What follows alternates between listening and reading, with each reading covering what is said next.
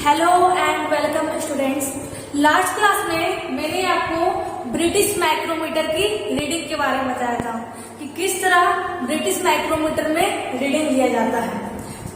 हम लोगों ने मीट्रिक माइक्रोमीटर में माइक्रोमीटर का इंट्रोडक्शन कर लिया, पार्ट्स पढ़ लिया, reading, least count, principle, error. British micrometer में भी हम लोगों ने उसकी रीडिंग जान ली, उसका लिस्ट काउंट जान लिया, किस तरह लिस्ट काउंट निकाला जाता है, उनका फॉर्मूला जान लिया। फ्रेंड्स, हम लोगों ने माइक्रोमीटर में कंप्लीट कर लिया है अपना टॉपिक, सारा कुछ देख लिया है। याद रखिएगा, जो माइक्रोमीटर अभी आपने पढ़ा है वो हमारे आउटसाइड माइक्रोमीटर है। कौन सा माइक्रोमीटर है? मैंने आपको पहले बता दिया था कि जो माइक्रोमीटर होता है उसके क्या होते हैं, टाइप्स होते हैं, उसके क्या होते हैं, प्रकार होते हैं। तो मैंने आपको बोला था कि माइक्रोमीटर के टाइप्स में outside micrometer, inside micrometer, depth micrometer, digital micrometer, vernier micrometer, सभी टाइप्स के माइक्रोमीटर आते हैं। लेकिन अभी क्या है, अभी बस आपको माइक्रोमीटर पढ़ना है और उसके बारे में डीपली जानना है।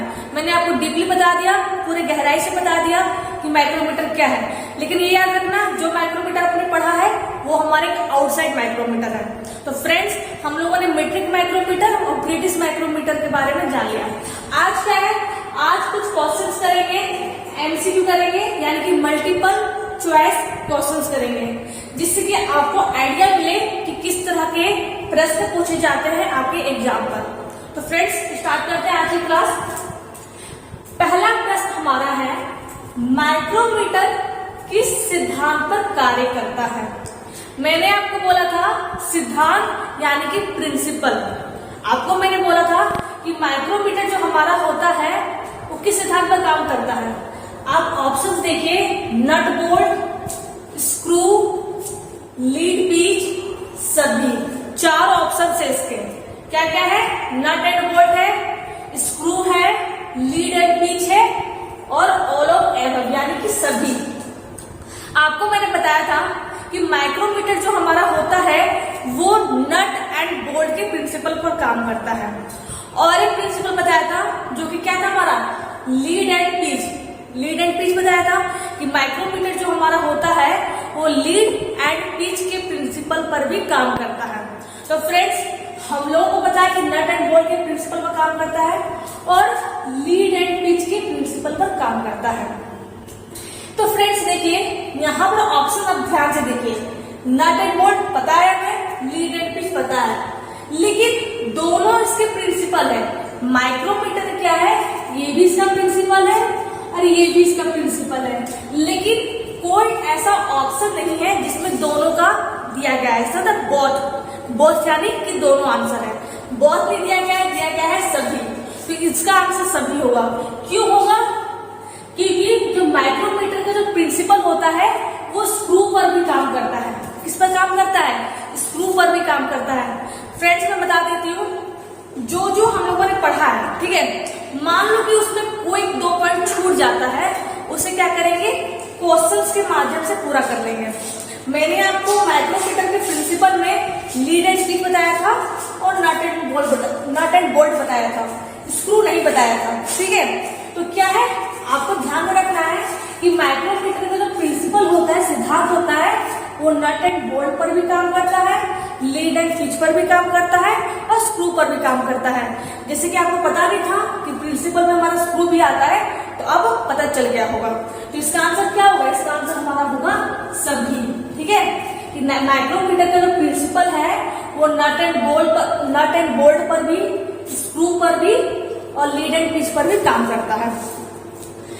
सेकेंड प्रश्न हमारा है, थिम्बल के ऊपर रेचेट की क्या उपयोगिता है? ठीक है, जो थिम्बल का जो पार्ट हमारा, उसमें रेचेट की क्या उपयोगिता है, ये पूछा गया है। ऑप्शंस क्या है? स्क्रू को घुमाता है, स्क्रू को लॉक करता है, जॉब पर निश्चित दाब डालता है। तो फ्रेंड्स, जो हमारा रेचेट था, रेचेट क्या था? रेचेट हमारा जो होता है, जब हम एनवी और स्पिंडल के बीच में जॉब को, मान लो ये हमारा जॉब है, ठीक है, जब एनवील और स्पिंडल के बीच में जॉब को फिक्स करते हैं तो हम रेचेट को घुमाते हैं। रेचेट था एक हमारा पार्ट जो थिम्बल के पीछे हुआ करता था, ये बात रेचेट का पार्ट था, उसे घुमाते हैं और उसे घुमा करके जॉब पर एक प्रेशर डालते हैं। कौन सा प्रेशर डालते हैं? कांस्टेंट प्रेशर, यानी कि निश्चित दाब डालते हैं। देखिए मेरी स्ट्रेंथ अलग है, अगर मैं रेचेट को घुमाऊंगी तो क्या होगा, उस पर अलग प्रेशर पड़ेगा। अगर आप रेचेट को घुमाएंगे, आपकी स्ट्रेंथ अलग है, आप घुमाएंगे अपनी स्ट्रेंथ से तो उसकी अलग प्रेशर होगी। इसलिए रेचेट क्या होता है, रेचेट हमें क्या करता है, रेचेट जॉब पर क्या होता है, वो एक निश्चित दाब डालता है। अगर आप उसमें रेचेट में ज्यादा प्रेशर लगाएंगे, ज्यादा दाब लगाएंगे तो रेचेट में क्या होती है, टर टर की आवाज आती है, जिससे पता चल जाता है कि इसका जो प्रेशर है वो ठीक है, अब इससे ज्यादा प्रेशर हमें नहीं देना है। ठीक है, तो इसका आंसर क्या होगा, इसका आंसर होगा कि जॉब पर निश्चित दाब डालता है, यानी कि एक कांस्टेंट प्रेशर डालता है जॉब पर। फ्रेंड्स अगला हमारा है माइक्रोमीटर के एनविल किस पदार्थ यानी कि किस मटेरियल के बने होते हैं। ऑप्शन है आपके टंगस्टन कार्बाइड, सेकेंड है एल्यूमिनियम, थर्ड है पीतल, फोर्थ है तांबा। तो मैंने आपको बोला था कि जो माइक्रोमीटर का जो एनविल होता है, क्या होता है, माइक्रोमीटर का जो एनविल होता है, तो माइक्रोमीटर का जो ये फेस और स्पिंडल का ये फेस क्या होता है, मेजरिंग फेस होता है, मापने का सिरा होता है। इस दोनों के बीच में हमारा जो आके फिक्स होता है, जैसे कि यहाँ फिक्स हुआ है।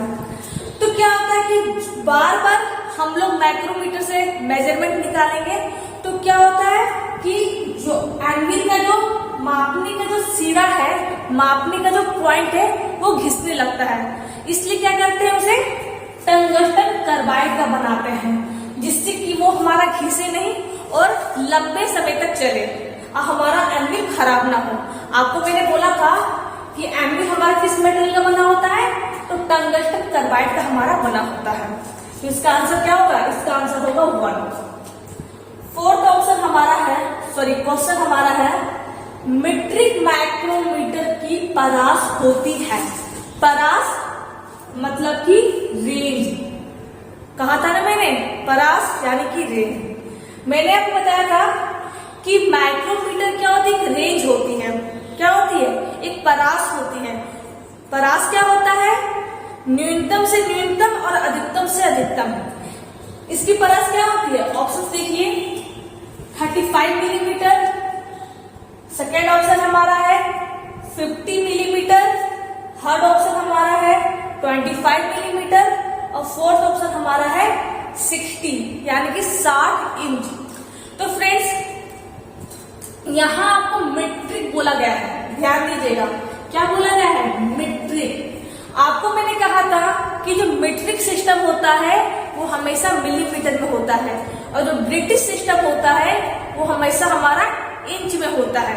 तो जाहिर सी बात है मीट्रिक बोला गया है तो हम लोग मिलीमीटर लेंगे। तो ये ऑप्शंस तो हमारा पहले ही कट हो जाएगा। क्यों हो जाएगा, क्योंकि इसकी जो यूनिट है क्या है, इंच है, और इंच हमारा किस में होता है, ब्रिटिश में होता है। हमें पूछा गया है, मीट्रिक में पूछा गया है। तो मैंने आपको कहा था कि माइक्रोमीटर की जो परास होती है उसका जो रेंज होता है क्या होता है, 25 मिलीमीटर होता है, यानी कि इसका आंसर हमारा आ जाएगा थर्ड। कितना हो जाता है, इसका आंसर होगा हमारा थर्ड, यानी कि 25 मिलीमीटर। फिफ्थ क्वेश्चन हमारा है माइक्रोमीटर की डेटम लाइन, क्या डेटम लाइन कहाँ होती है। ऑप्शन है आपके थिम्बल पर, स्लीव पर, फ्रेम पर या फिर रेचेट पर। आपको मैंने माइक्रोमीटर में डेटम लाइन बताया था। डेटम लाइन क्या था, डेटम लाइन को डेटम लाइन भी कहते हैं, इंडेक्स लाइन भी कहते हैं, बेस लाइन भी कहते हैं और रेफरेंस लाइन भी कहते हैं। ये चारों क्या है, किसके नाम है, किसके नाम है, डेटम लाइन के नाम है। ठीक है, इसलिए आप सभी नाम याद रखना। मान लो कि अगर इसकी जगह डेटम नहीं दिया रहता रेफरेंस लाइन, तो उस टाइम क्या कंफ्यूजन हो सकती है, इसलिए क्या वो सभी नाम याद होने चाहिए। तो क्या लिखा है कि माइक्रोमीटर का डेटम लाइन कहाँ होता है। आपको मैंने बताया था स्लीव क्या होता है, स्लीव को बैरल भी कहते हैं और हब भी कहते हैं। क्या कहते हैं, इसे बैरल भी कहा जाता है या फिर हब भी कहा जाता है, हब। तो डेटम लाइन कहाँ होती है, तो स्लीव पर होती है, स्लीव को बैरल भी कहते हैं या फिर हब भी कहा जाता है। तो इसका आंसर क्या होगा, इसका आंसर होगा सेकेंड ऑप्शन इसका आंसर होगा। तो फ्रेंड्स क्या है, ये कुछ क्वेश्चन है, और भी क्वेश्चन करेंगे।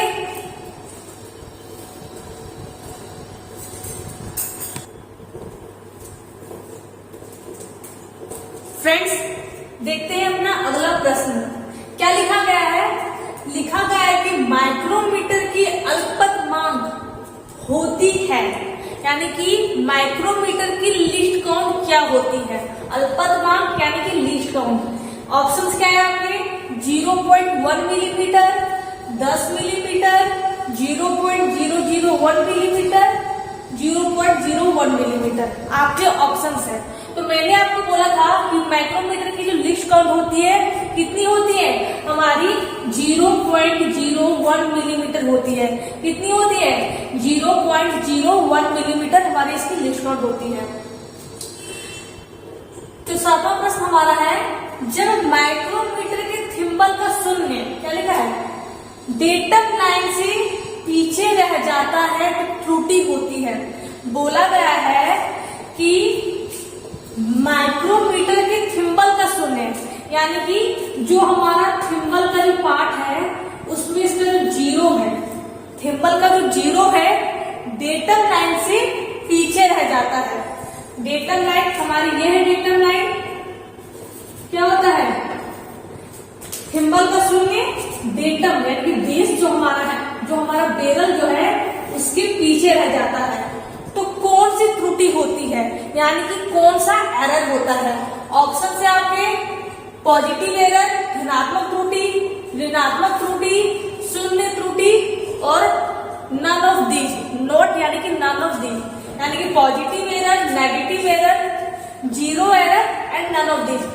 तो मैंने आपको बोला था कि जब माइक्रोमीटर का जो थिम्बल होता है उसका जो जीरो होता है, जब वो डेटम लाइन से पीछे रह जाता है तो कौन सी त्रुटि होती है, हमारी होती है पॉजिटिव एरर होती है, यानी कि धनात्मक त्रुटि होती है। आठवां प्रश्न हमारा है, ब्रिटिश माइक्रोमीटर की अल्पतमांक होती है। ब्रिटिश माइक्रोमीटर की लीस्ट काउंट के बारे में पूछा गया है। तो मैंने प्रश्न करवाया है, सॉरी लास्ट प्रश्न करवाया है। क्या है इसका ऑप्शन, 0.10 मिलीमीटर, सेकेंड ऑप्शन हमारा है 0.001 इंच, थर्ड ऑप्शन हमारा है 0.001 इंच, फोर्थ ऑप्शन हमारा है 0.01 इंच। तो फ्रेंड्स पूछा गया है ब्रिटिश माइक्रोमीटर, क्या पूछा गया है, ब्रिटिश, यहाँ इंच में है, यहाँ इंच में है और यहाँ इंच में है, यहाँ है आपका मिलीमीटर। तो जाहिर सी बात है ब्रिटिश माइक्रोमीटर कभी भी हमारा मिलीमीटर में नहीं होता है, वो हमारा हमेशा इंच में होता है। तो ये ऑप्शन ही पहला ही हमारा कट हो जाएगा, पहले से कट हो जाएगा, कोई सोचने वाली बात ही नहीं है। इन तीनों में चेक करना है कि कौन इसका लिस्ट काउंट है। तो फ्रेंड्स इसका लिस्ट काउंट क्या होगा, इसका लिस्ट काउंट होगा 0.001 इंच। क्या होगा, मैंने बोला था ना, क्या होता है, 1/1000 होता है ना, यानी कि 0.001 इंच होता है। ठीक है फ्रेंड्स, 9 क्या है, प्रश्न क्या है हमारा, ऋणात्मक त्रुटि में, यानी कि नेगेटिव एरर को अंक के माप में, यानी कि बोला गया है प्रश्न में कि जो नेगेटिव एरर होता है, जो हम लोग नेगेटिव एरर निकालते हैं, उसकी जो मान लो हमारा माइक्रोमीटर है, उसमें हम लोग रीडिंग निकाल रहे हैं और उसमें नेगेटिव एरर भी है। तो जो हम रीडिंग निकालते हैं, ठीक है, जो हमारा रीडिंग आया है और जो हमारा नेगेटिव एरर का जो रीडिंग आया है, उसमें उसको क्या किया जाता है। तो मैंने आपको बोला था, ऑप्शन पहले देख लेते हैं। जोड़ा जाता है, घटाया जाता है, शुद्ध माप होता है, नन ऑफ दिस, इनमें से कोई नहीं। तो फ्रेंड्स मैंने बोला था ना कि जो हम लोग रीडिंग निकालते हैं, ठीक है, जो रीडिंग आती है, रीडिंग निकाल लिया हम लोगों ने। उसके बाद क्या है, जो हमारा नेगेटिव एरर आता है उसे क्या कर देते हैं, इसमें प्लस कर देते हैं। क्या करते हैं, प्लस कर देते हैं। आपको मैंने बोला था कि जो नेगेटिव एरर होता है, ऋणात्मक त्रुटि होती है, उसकी रीडिंग क्या होती है, कम आती है। कम आने की वजह से उसमें क्या करते हैं, नेगेटिव एरर को इसमें जोड़ देते हैं। तो क्या करते हैं, जोड़ा जाता है। लास्ट प्रश्न हमारा है, माइक्रोमीटर की अल्पतमांक कितने माइक्रोन होती है। ठीक है, यानी कि माइक्रोमीटर की जो लीस्ट काउंट है वो कितने माइक्रोन के बराबर होती है। यहाँ आपको ना मीट्रिक बोला गया है ना ब्रिटिश बोला गया है, तो आप मीट्रिक को ही अपनाओगे। ठीक है, जब आपको स्पेशली ब्रिटिश बोले तब आप ब्रिटिश का लीस्ट काउंट लोगे। पूछना बोला जाए तो मीट्रिक है, जब नाम दे दिया जाए तो हमारा ब्रिटिश है। ठीक है, तो बोला गया है कि माइक्रोमीटर यानी कि मीट्रिक माइक्रोमीटर का लीस्ट काउंट क्या होता है, मीट्रिक माइक्रोमीटर का लीस्ट काउंट हमारा होता है 0.01 मिलीमीटर। यही हमारा होता है लीस्ट काउंट, कितने माइक्रोन के बराबर होती है। तो फ्रेंड्स यहां देखिए, हमारा जो 1 मिलीमीटर में 1000 माइक्रोन होते हैं। 1 मिलीमीटर में 1000 माइक्रोन होते हैं। तो आपको क्या करना है कि जो मीट्रिक माइक्रोमीटर का जो लीस्ट काउंट है, क्या है लीस्ट काउंट, 0.01 मिलीमीटर को माइक्रोन में चेंज करना है। माइक्रोन में आपसे पूछा गया है कि कितने माइक्रोन होते हैं। तो 1 मिलीमीटर में 1000 माइक्रोन होते हैं, तो इतने मिलीमीटर को माइक्रोन में चेंज करेंगे तो 0.01 मिलीमीटर को इक्वल टू 1000 माइक्रोन चेंज करना है हमें। तो आपको जैसे कि पता है 0.01 मिलीमीटर, ठीक है, एक अगर इस लोग डेसिमल को हटाएंगे तो इसके बदले 2 जीरो को हम लोग बैठाएंगे, पता है ना। 0.01 मिलीमीटर है, अगर इस डेसिमल को हमको हटाना होगा तो क्या करेंगे, डिवाइडेड बाय 2 जीरो लगा देंगे। तो 1/100 आ गया हमारा, 1/100 मिलीमीटर इक्वल टू 1/100 इंटू 1000। ये मैंने क्यों किया है, हमें पता है कि 1 मिलीमीटर में 1000 माइक्रोन होते हैं, तो हमें इतने मिलीमीटर को यानी कि 0.01 मिलीमीटर बोलो या फिर 1/100 मिलीमीटर बोलो, इसे क्या करना है, माइक्रोन में चेंज करना है। तो क्या करेंगे, इसे माइक्रोन से इंटू कर देंगे। इंटू करेंगे तो देखिए 1/100 इंटू 1000, ये हमारा कट जाएगा आपस में। तो कितना माइक्रोन आ गया, हमारा आ गया 10 माइक्रोन। कितना आ गया, 10 माइक्रोन। ऑप्शंस में है हमारे, तो देखिए ऑप्शंस में है 10 माइक्रोन। ठीक है, आपको मैंने यूनिट एंड कन्वर्जन करवाया था, तो ये क्या है, उसी का पार्ट है कि किस तरह मिलीमीटर को माइक्रोन में चेंज कर दिया गया है। अगर आपने यूनिट एंड कन्वर्जन अच्छे से पढ़ा है, समझा है, तो आप इसका कन्वर्जन कर लोगे। जरूरी नहीं कि माइक्रोन में पूछ ले, आपको क्या करें, बोल दे कि माइक्रोमीटर की जो लीस्ट काउंट होती है वो सेंटीमीटर में क्या होती है, ये भी पूछ सकता है। या पूछ लेगा कि माइक्रोमीटर की जो लीस्ट काउंट होती है वो डेसीमीटर में क्या होती है, मीटर में क्या होती है, कुछ भी पूछ सकता है। जरूरी नहीं कि माइक्रो पूछ ले, लेकिन यही है कि अगर आपको ये सब टर्म्स याद हो कि 1 मिलीमीटर में 1000 माइक्रोन होते हैं, 1 सेंटीमीटर में इतने मीटर होते हैं, तो क्या है कि आप इसे इजीली क्या होगा, सॉल्व कर पाओगे। ठीक है फ्रेंड्स, तो फ्रेंड्स ये था आज का हमारा क्लास। आपको मैंने आज 10 क्वेश्चन करवाए हैं और समझाया है।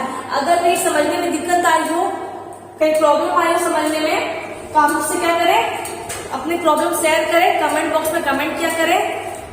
अगर वीडियो अच्छा लगा हो तो वीडियो को लाइक करें, चैनल को सब्सक्राइब करें। Thank you.